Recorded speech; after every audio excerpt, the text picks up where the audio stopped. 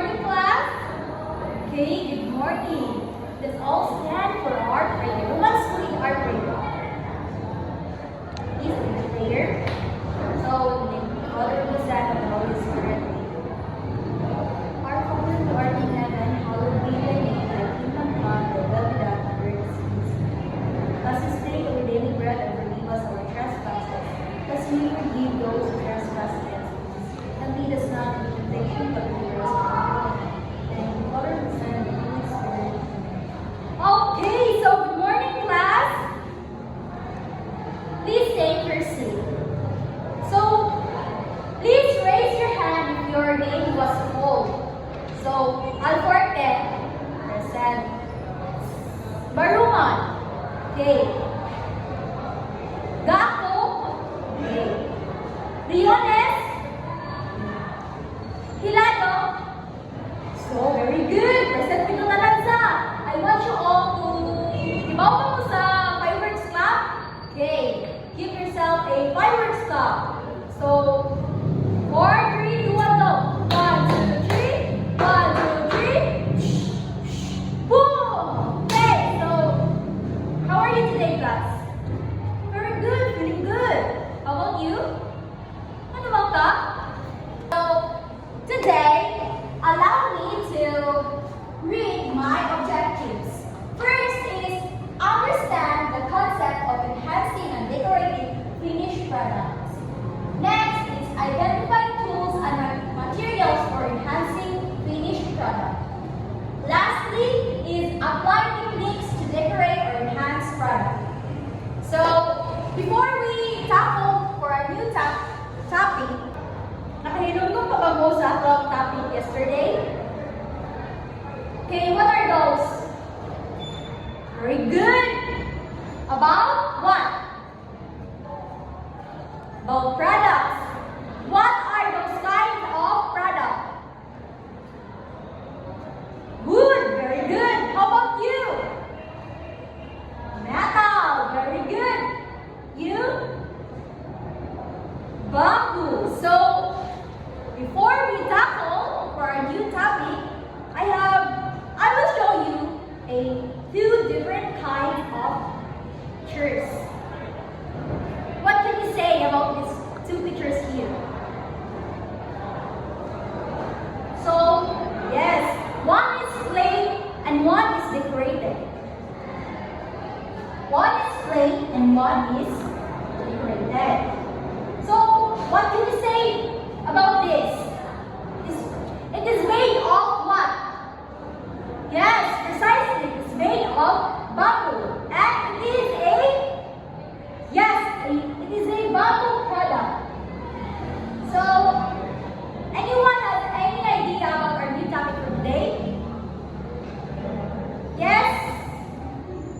Okay, very good. As you can see, our new topic for today is all about enhancing or decorating finished product. So, what comes in your mind when you say enhancing or enhance? Yes, Miss Chelsea? Okay, it is to improve our product. Yes? Very good. So, when you say enhance, it is to improve or increasing the quality of the product. So, in your own idea, mas dito na dyan nga ang product enhance. Yes. Yes, precisely. Para what? Yes, miss? Para attractive siya, out and para daling mahalin. Very good. So, this one, decorate or decorating. What comes in your mind when you say decorating? Yes, similar siya sa enhance, but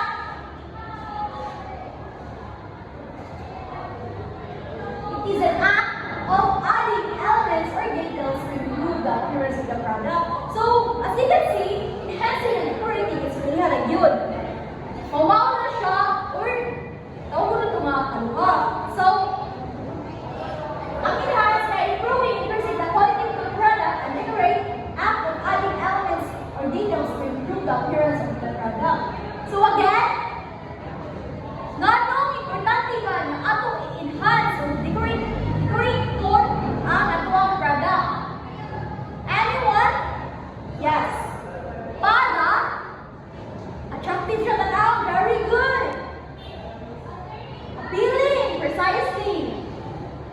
Yes, very good. Para dali siya mahalin. Now, I want you all to always remember na when someone is talking, what are our rules? Rule number 1 is sit when the teacher is talking. Rule number 2, raise your hand if you want to answer. How about rule number 3? Yes, very good. We must respect each other. To add on, I will call Ms. Maribel to discuss about enhancing and decorating niche product. The importance of creativity and neatness in decorating. Creativity and neatness are essential elements of decorating, enhancing the aesthetic appeal and functionality of a space. First, captivating appearance. Creativity and neatness create visually appealing products.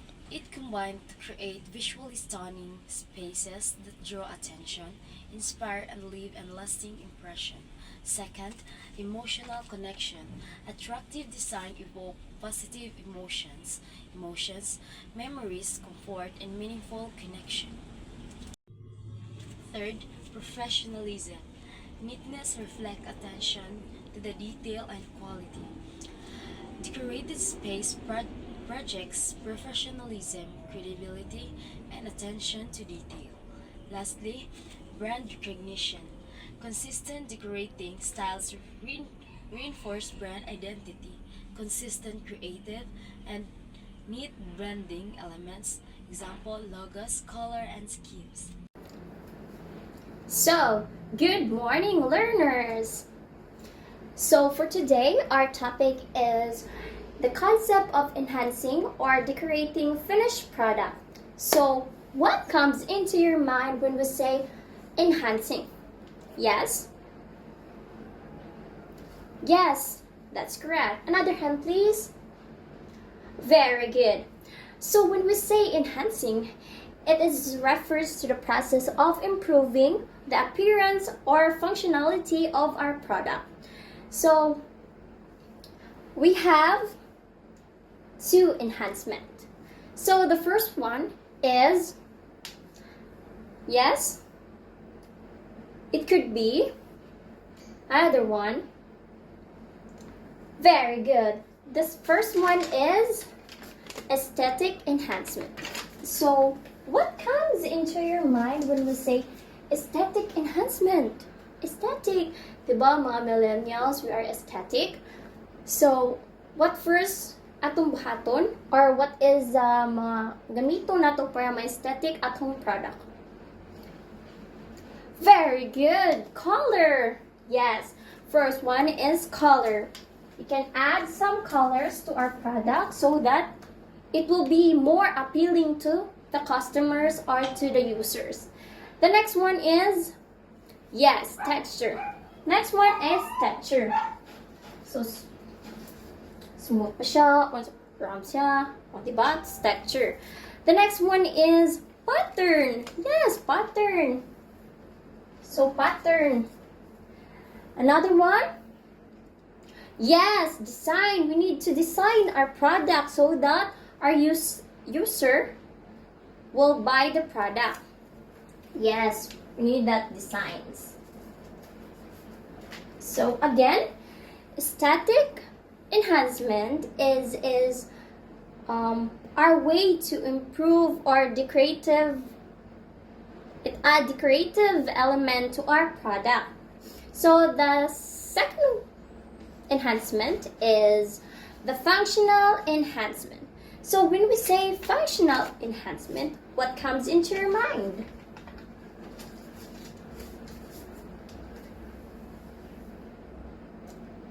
Yes, very good. So when we say enhancement, it is our way to modify our product or for the better performance or efficiency or usability of the product.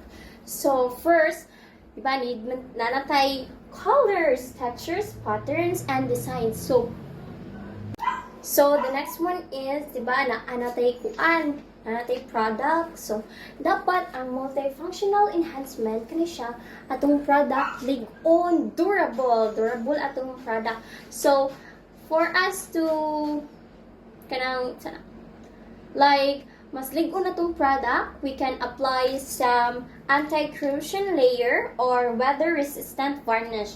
So, tanawa na inyong kuan learners, inyong chairs. Di ba na siya color? So, gipintala na siya og varnish para lig-on. Di ba? So, also, dili lang lig-on atong product, but doable sa iyang use. So, like aning sofa bed, foldable table, ba sofa bed. So, ang sofa bed, say naingani sa balay. Yes. So, pwede siya sopa, pero if ganhan ka mo higda jud nga kana bed jud, so imo na to siyang birahon siya niya mahimo na siya og sofa bed. So, other example for functional enhancement is adjustable chairs o kisa to nga nakitaan sa DIY, mga DIY nga video sa TikTok, di ba? Ang natuloy chairs niya napad nahimo pud jud siya hagtanan. So, that's example of functional enhancement kay dili ra appealing sa atong eyes, dili ra color, texture, patterns o design ang naa, but also we can use in our daily lives. So by combining this aspect, industrial arts create a product that are not only visible or appealing, but also practically evaluating the overall user experiences. So, di ba, as what I have said, dili na siya pang mata. So, dili na siya sa atong eyes, but magamit sa nato siya sa mga kuan in the near purposes. So, for more this information, I will give you to Miss Marifel. So, that's all. Thank you. Hi, my name is Teacher Anna. So today, let's talk about the common tools and materials used to enhance and decorate finished product. First is the hammers, stamps, and stencils. Hammer, stamps, and stencils used to create imprints on metal. The second is the metal paints and Copic markers. Metal paints and Copic markers used to add color to metal products. Next is the boring engraver, used to a hardened steel used to cut designs into metal. Last is the acid.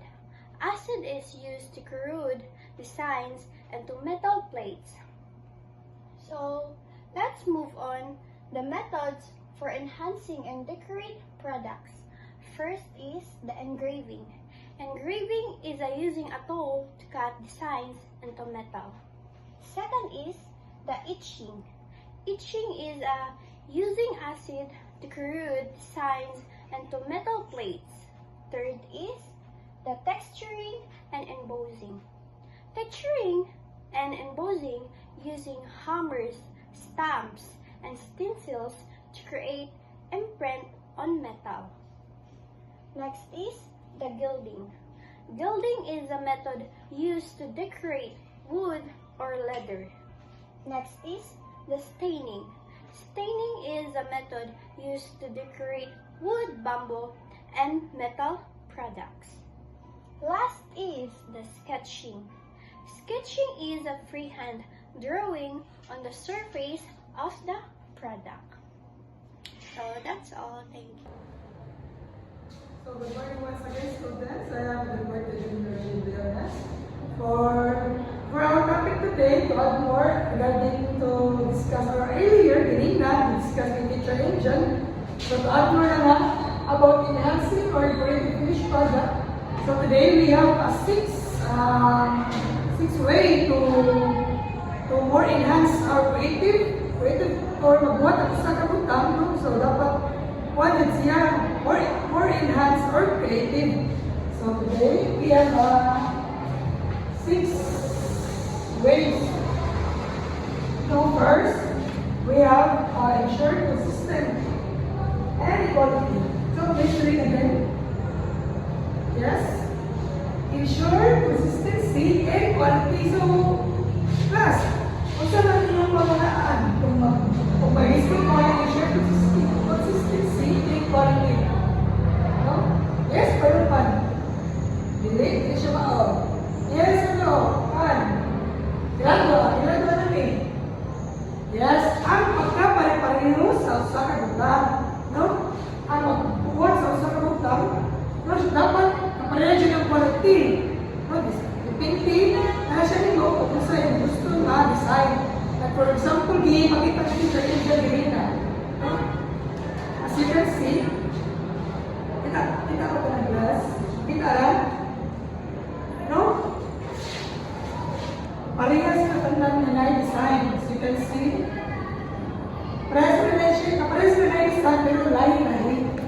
No, may flower, sunflower, no, may babae na nagsalag na nag-abugas. Ang next kaya ano naman? May sa shell.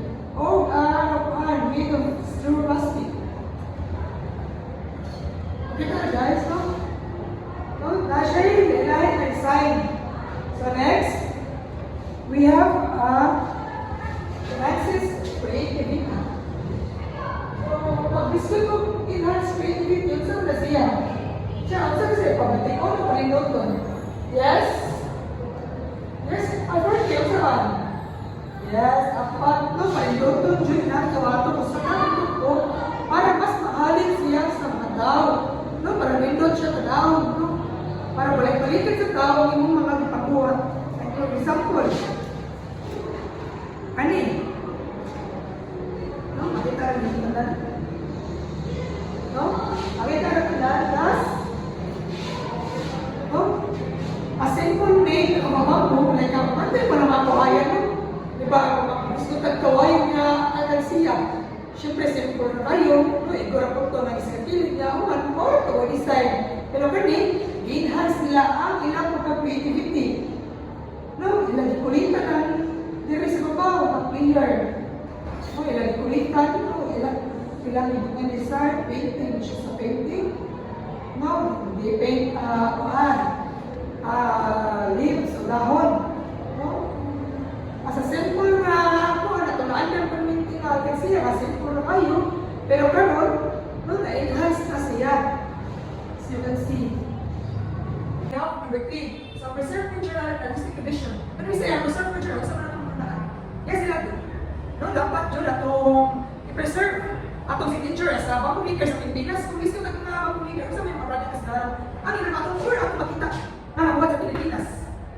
Yes, no, kanang malantay, kanang kamanda ng mga itong nalulusaw na, no?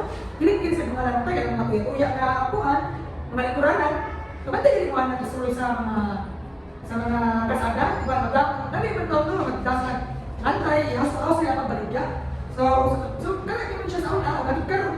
Pero karoon, demote na siya, o ganun sa develop. Na makon na siya ang resulta sa katulad sa ibuhat. No, we have baso made of bamboo. Na siya straw made of bamboo. Na siya tapos made of bamboo.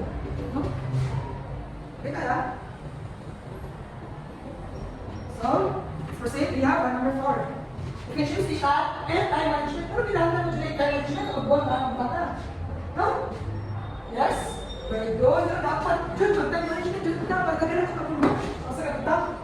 Daghan, ako na yung natupad tayo na makalit sa ato mga kinailangan. No, kaya magbuwan ka anak, daghan, may kusisa, mga lansa, mga bilyo, may krusan. Siyempre, magkawa ka na ito, akong mga pamilya. No, so dapat kuhan dyan, time management dyan, mag-sure ito taro, hindi siya masayang sa mga laking lahat natin na itong ginawatan. So, next, we have safety. Number 5 is safety. Ano yung maganda yung safety ba? Hindi mo ang safety. Dapat? Yes, very good. No, safety first. Ito dapat para iwas injury. No? Iwas injury. So, prevent na ito ako. Siyempre, magbubuhay. Masugsug ito ka mo. Mag-inagad ka sa mga dapat. We have PPE or personal. Kaya equipment kini, sulupon, may kusa pa sa gloves, karsones, long sleeve, no? Pero kung magliha ka sa usap or shades, no? Kung magliha ka, di magbanang kung magkabas na, hindi masusunod ka mo, we have protocol. So, 2, 1. Ito ang sundun. Para inverse injury. Not the inverse expression. The last, we have durability. Last, but not the least, we have durability. Kung mag-gusto ng durability, saan na siya? Yes. Sophia. Yes, dapat yung plastic dulu. Yung plastic, kung hindi ko na pagkakuha sa usahan ko iba. Bisa mabili siya win bar, kung saan siya kapunta. No, dapat nakuha na ko sa project, dapat din po dyan siya. Like for example, like a name. No? Kasi next, hindi ka alas. No? Hindi ka na. No? Hindi ko siya. Dinagisa gawas pero sa sunod. No, makita siya pagka-hormon. No? Nakita mo? Hindi siya basta-basta na yun. Kahit incarnation. No? Dapat yun, buhat ako sa rabot or ako yung dapat dito siya o plastic, no? Yung plastic, para magbugay siya. So dapat, for example, ganit, no? Friendly kayo. Makita na class. Siyempre, hindi ko dyan siya kahit gate, no? So, pero bakit class na kasama ko sa itong topic? Diba, ipadala ka na mo mga materials, gano'n? Yes, sino may mga kada? Siyempre, ipadala na mo yan, umay na kami ko na. So, I will group you into 3 groups. Not the activity alone. I will group you into 3 groups. For group 1, ang i-assign ako is bamboo. Group 2 is wood and group 3 is metal. So, let's count 1, 2, 3. Magpunta tali mo. 1, 2, 3. 1, 2, 3. 1, 2, 3. 1, 2, 3. 1, 2, 3. So, kailangan mo sa inyo ang groups class A. So, Mina, each group will decide sa ako ipaghatag ninyo nga hindi siya designan, hindi siya enhance.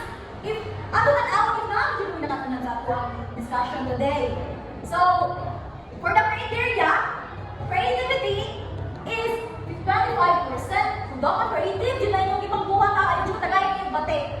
So, next is the neatness.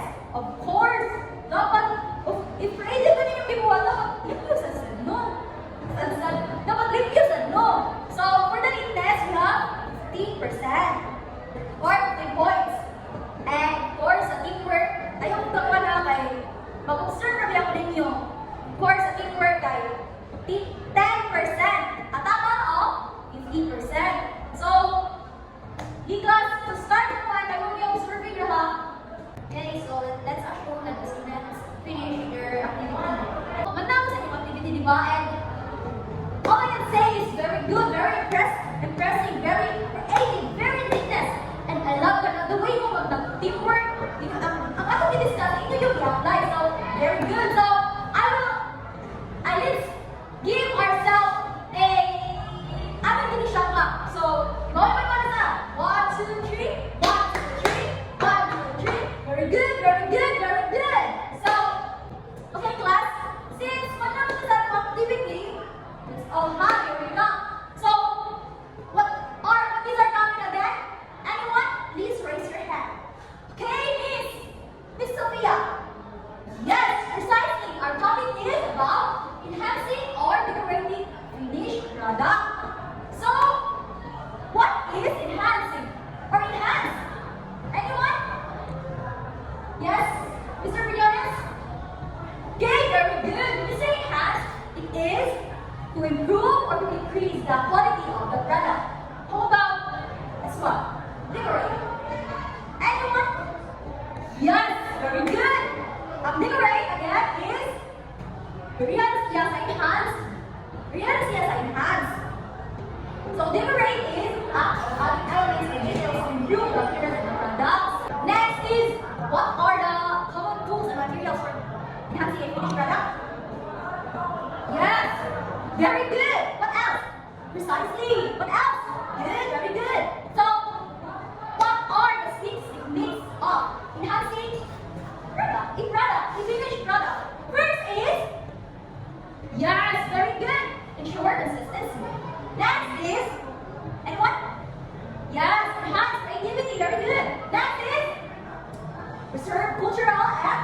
safety that we should. 4, yes, yes, efficiency and time management. 5th, anyone? Please raise your hand if you want to answer. Yes, very good, safety. Nga ba gani? Naapin na safety sa techniques. Di ba kadili ka masaman? Very good, saka. Very good. Lastly is the durability. So, that's all for our topic, which is enhancing and decorating finished product. So now, I want you all to get 1 sheet of paper and number it 1 to 10 for art. Yes, please. So let's assume that our quiz are done. Okay, please take note, everyone. For our assignment, I want you all to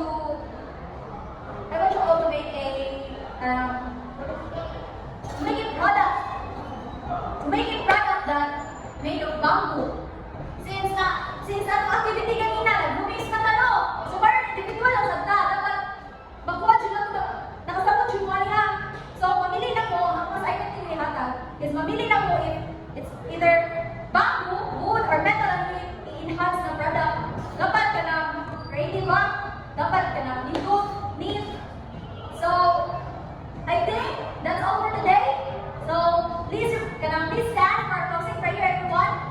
Okay, so I will be the one to lead the closing prayer. So, let us put ourselves in the holy presence of the Lord as we say, and in the Father, the Son, and the Holy Spirit, amen. And in the Father, the Son, and the Holy Spirit, amen. Goodbye and thank you. Okay, class, don't forget my assignment that I gave up. And please pass it next week. The day is next week. Thank you. Goodbye.